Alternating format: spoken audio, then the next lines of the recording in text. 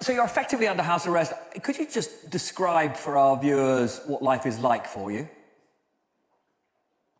Well, life these days is the only time I go out of my house is when I have to go to make a court appearance. And I have had, in the last 19 days, 70 appearances in court. I mean, in different courts. So sometimes about 10 in a day. So basically, that's my life right now, because all my senior leadership, either is in jail or they're in hiding. And same with my workers. So I'm, in a sense, I'm out, God knows for how long. But right now, it is going from one bail to another. That's basically my life. And the forces allied against you, is it effectively the army? Well, we have an undeclared martial law right now in Pakistan. The army, the military establishment is running the show. And to what extent do you regret, when you were leader, not weakening their power? Look, the army has ruled Pakistan directly or indirectly for 75 years. So, for me to have come in and thinking that I can, get rid of the army from the from governance scene is really not possible. So, but I had to work with them, and that's the only way to do it, because it's the only entrenched, organized institution in the country. So when the whole governance structure is, the other institutions are weak. And by the way, I succeeded for 3 years. I mean, I managed to work with the army, and actually managed to get most of my economic agenda done. I mean, we did quite well, considering the COVID-19 2 years. The whole world suffered from that, and we navigated through that. And then our economy was growing in the last 2 years of my government, the best in 17 years. So actually, I managed to, quite well at the time. I mean, I think the perception from their side, though, was that you were turning against them. I mean, do you regret that? Because they obviously, because they forced you out, and it does look from where we sit. Well, tell me, is there a way back for you? Well, firstly, look, the army means army chief. So every army chief comes in, he brings in his own policies, his own ideology, or what, his own point of view. So, army is not a democratic institution which has a policy made by consensus. So I worked quite well with the army chief, except at the end. And really, it wasn't me, it was the army chief who somehow decided that, he needed to replace me with someone else. But the reason behind it wasn't me doing something wrong, was because he wanted an extension. Right. And he had already made a deal with the guy who's the current prime minister that he was going to give him an extension. So that really was the conspiracy why I was removed, not because of our performance. And it was the first government, removed, not because of corruption. So it was really because his personal interest to get an extension. I mean, normally in these sorts of circumstances, you'd expect Western leaders to be standing up and saying it's a travesty that, an elected politician has been effectively thrown in jail. I mean, my working assumption is the reason they're not doing that is because you did that deal with Putin shortly before the invasion of Ukraine. Do you regret getting close to Putin? Look, the trip to Russia was organized by our Foreign Office, and all the stakeholders were, the military wanted hardware from Russia.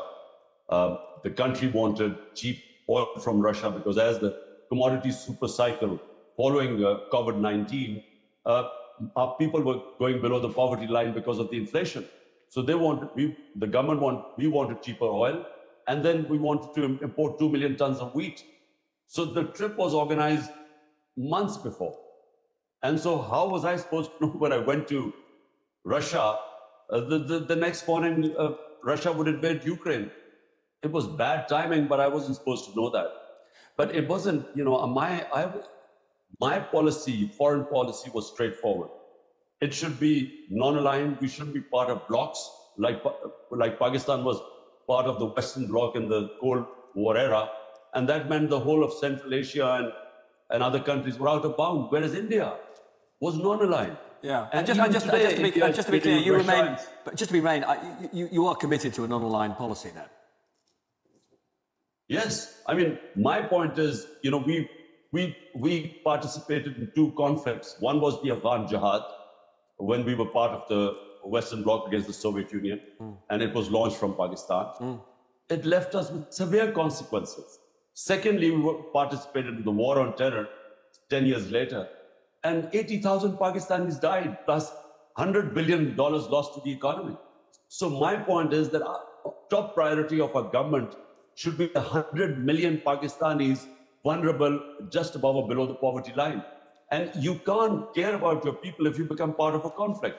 So, that's what was my philosophy. No, I get that. So, I mean, broadly, you're not surprised that the West isn't supporting you personally? I don't really need support from other countries.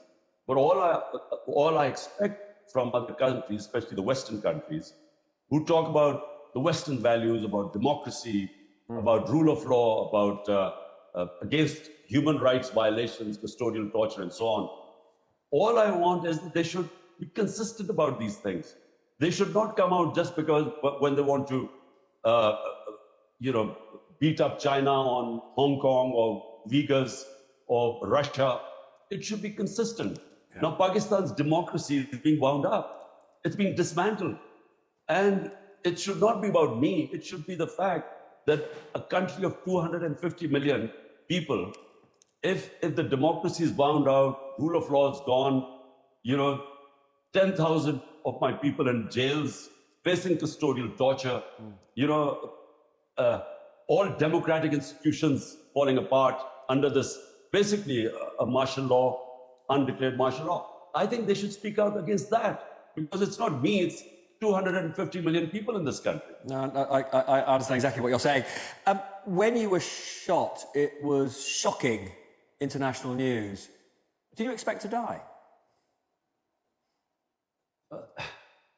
Well, if you mean my life was in danger, yes. Why is my life in danger? Because of the popularity of my party. Since we've been ousted, out of 37 by-elections, my party has swept 30. So all opinion polls now say this is the election year, that my party will win the elections. And all those who are threatened from me coming into power, which is people sitting in the government, they were the ones responsible for the first assassination attempt on the 3rd of November. Then there was another attempt on the 18th of March this year, which I was very lucky to survive. So if you are saying my life is in danger, yes, because for the same reason that they are the ones who do not want my party to succeed in the elections and are threatened, they are still in power. Could you leave the country? No way. This is my home. I mean, so you don't want to leave the country, even if you could save your own life, you wouldn't leave. No, I wouldn't leave because our leaders used to leave the country, had billions of dollars stashed abroad. So what will I do if I leave my country? But in any case, I mean, this is my home. Why would I leave it? Well, except it's a home where you can't actually leave your own house. I mean, it sounds as though you've slightly got a death wish.